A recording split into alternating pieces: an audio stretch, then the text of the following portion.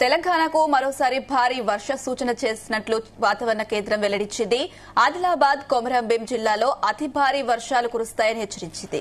మంచిర్యాల, నిర్మల్, నిజామాబాద్, జగిత్యాల, పెద్దపల్లి, భూపాలపల్లి, ములుగు జిల్లాలకు భారీ వర్ష సూచన ఉన్నట్లు తెలిపింది.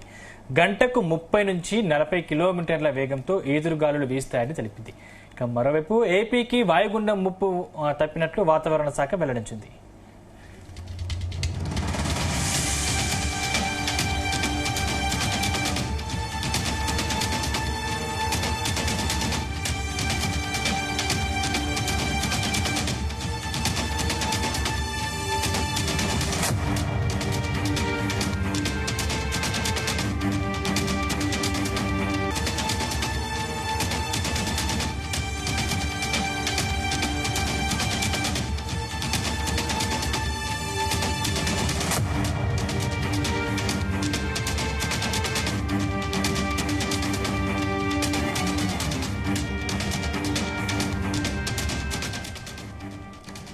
తెలంగాణకు మరోసారి భారీ వర్ష సూచన ఉన్నట్లు వాతావరణ కేంద్రం వెల్లడించింది. ఆదిలాబాద్, కొమరంభీం, ఆసిఫాబాద్ జిల్లాలో భారీగా వర్షాలు కురుస్తాయని హెచ్చరించింది. ఇక మంచిర్యాల, నిర్మల్, నిజామాబాద్, జగిత్యాల, పెద్దపల్లి, భూపాలపల్లి, ములుగు జిల్లాలకు భారీ వర్ష సూచన ఉన్నట్లు తెలిపింది. గంటకు 30 నుంచి 40 కిలోమీటర్ల వేగంతో ఈదురుగాలులు వీస్తాయని తెలిపింది. మరోవైపు ఏపీకి వాయుగుండం ముప్పు తప్పినట్లు వాతావరణ శాఖ వెల్లడించింది.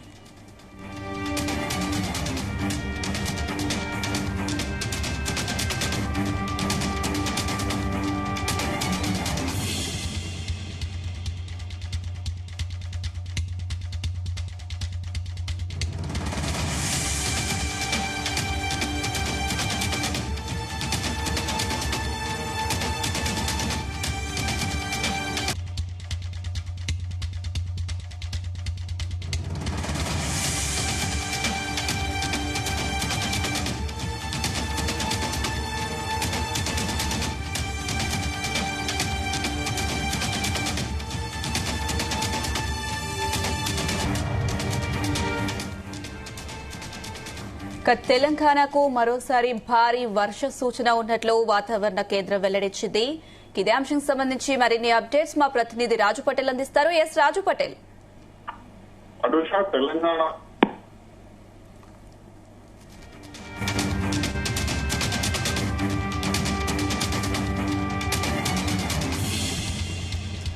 తెలంగాణకు మరోసారి భారీ వర్ష సూచన ఉన్నట్లు వాతావరణ కేంద్రం వెల్లడించింది.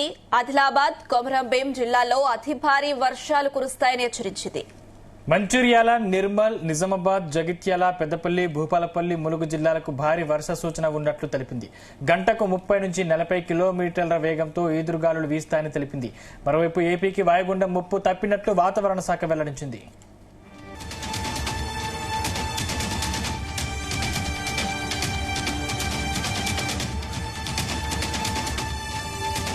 ఇక ఇదే అంశానికి సంబంధించిన మరింత పూర్తి సమాచారం మా ప్రతినిధి రాజు పటేల్ అందిస్తారు. రాజు పటేల్. శివ, తెలంగాణ వ్యాప్తంగా మరొక 3 నుంచి 4 రోజుల పాటు భారీ వర్ష సూచన ఉందని కూడా హైదరాబాద్ వాతావరణ కేంద్రం తెలిపింది. ఇప్పటికే గత వారం రోజుల నుంచి కూడా తెలంగాణ వ్యాప్తంగా 33 జిల్లాల్లో వర్షం కురుస్తూనే ఉంది. చాలా జిల్లాలో ఎడతెరిపి లేకుండా విస్తారంగా వర్షాలు పడుతున్నాయి. దీంతో వాగులు, వంకలు ఉప్పొంగి ప్రవహిస్తున్నాయి. చాలా గ్రామాల్లోని కాలనీలు, చాలా పట్టణాల్లోని లోతట్టు ప్రాంతాలు కూడా జలమయం అయిపోయాయి.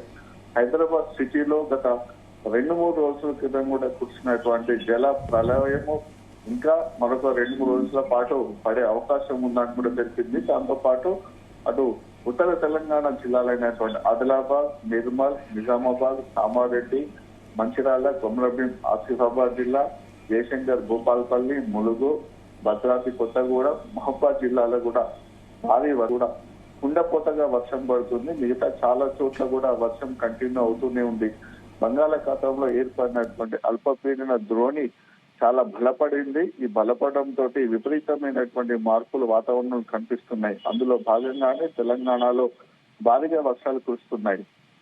ఈ వర్షాకాలం సీజన్ లో ఇప్పటి వరకు గత వారం రోజుల నుంచి కురుస్తున్నటువంటి వర్షపాతం ఎప్పుడూ అంతగా కురవలేదు.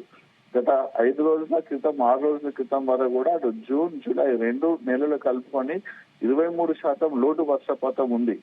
సో ఈ పడుతున్నటువంటి వర్షపాతం సగటు వర్షపాతాన్ని కల్పిందని చెప్పవచ్చు. లోటు వర్షపాతం నుంచి సాధారణ వర్షపాతానికి భర్తీ చేసింది. కానీ అధిక వర్షపాతం పడాలంటే వాతావరణ శాఖ చెప్పినట్టు మరొక 3-4 రోజుల పాటు భారీ వర్షాలు పడే ఉన్నటువంటి నేపథ్యంలో దాదాపు లోటు వర్షపాతాన్ని రాబోయే వానలు కవర్ చేసే అవకాశం ఉందని కూడా అటు వాతావరణ శాఖ అధికారులు చెప్తున్నారు. ప్రస్తుతానికి అయితే కురుస్తున్నటువంటి వర్షాలతోటి అన్నదాతలు రైతు కుటుంబాలు ఎంతో సంబరపడుతున్నారు. ఎందుకంటే ఇన్ని రోజుల పాటు వానలు లేక సాగునీరు అందక పంటల పరిస్థితి ఎలా అనేటువంటి ఒక ఆందోళన ఉన్నటువంటి రైతాంగానికి ప్రస్తుతం కురుస్తున్నటువంటి వానలు అయితే చాలా ఆనందాన్ని ఇస్తున్నాయి. ముఖ్యంగా పత్తి పంటకైతే ఎంతో ఉపయోగకరమైనటువంటి వర్షం ప్రస్తుతానికి వస్తుందని చెప్పుకోవచ్చు. ఇక ఆయకట్టు కింద సాగు చేసుకోవడానికి కావాల్సినటువంటి సాగునీరు కూడా అందే అవకాశం ఉంది. ఎందుకంటే వాగులు ప్రవహిస్తున్నాయి కాబట్టి, వర్షాలు ఎక్కువ కురుస్తున్నాయి కాబట్టి అటు బావుల్లో కానీ బోర్లలోకి కూడా వాటర్ శాతం ఎక్కువగా పెరుగుతుంది. భూగర్భ జలాలు కూడా పెరిగేటువంటి అవకాశం ఉండే సందర్భంలో ఈ వానాకాలం సంబంధించినటువంటి సాగునీరుకు కొంచెం డోకా లేదని చెప్పవచ్చు.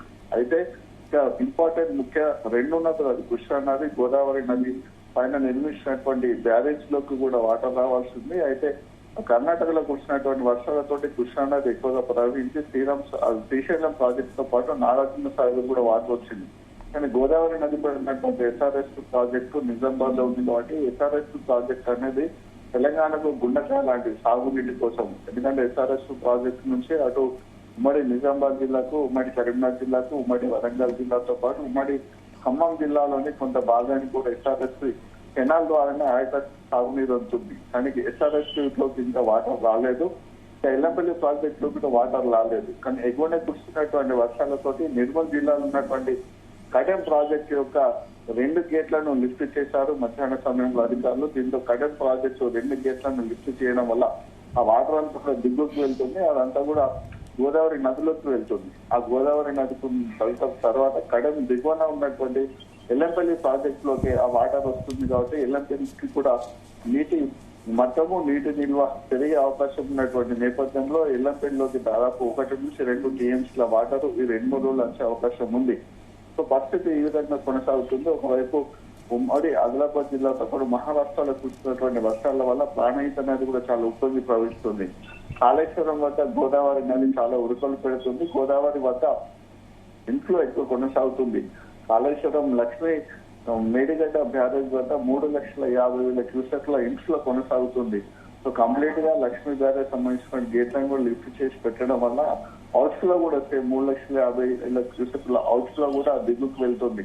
అటు ప్రాణహిత నది ప్రవాహము, దాంతో పాటు ఇంద్రావతి నదుల ప్రవాహంతో గోదావరి నది పరుగులు పెడుతూ భద్రాచలం వద్ద కూడా చాలా ఉరకలు పెడుతుంది. సో మరొక 4-5 రోజుల పాటు భారీ వర్ష సూచన ఉన్నటువంటి నేపథ్యంలో ఇటు గోదావరి నదికి కూడా పూర్తి స్థాయిలో వరద వచ్చి గోదావరి నది కూడా పారే అవకాశం ఉంది. ప్రస్తుతం కురుస్తున్నటువంటి వర్షాల వల్ల అటు ప్రభుత్వం కూడా ప్రజలు కానీ అధికారులు కానీ అప్రమత్తంగా ఉండాలని హెచ్చరికలు కూడా జారీ చేసింది. జిల్లా కలెక్టరేట్ లో కూడా హెల్ప్ లైన్ నెంబర్ కూడా ఏర్పాటు చేయడం జరిగింది. మండలాల వారీగా కూడా ఎమర్జెన్సీ యాక్షన్ టీంలను కూడా ఏర్పాటు చేసి ఎప్పటికప్పుడు కూడా పరిస్థితిని, జిల్లాలో వరద పరిస్థితిని, వర్షపాత పరిస్థితి కూడా ప్రభుత్వం కానీ అధికారులు కానీ సమీక్షిస్తున్నారు. Shiva, right, thank you.